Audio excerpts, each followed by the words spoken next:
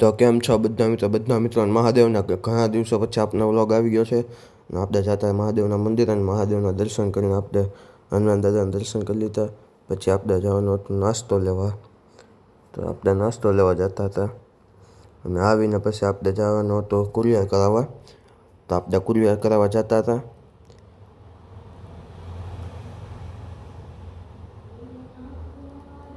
અને ત્યાંથી પછી આપણે પેટ્રોલ પુરાવાનું હતું, ગાડીમાં પેટ્રોલ નાખી દીધું.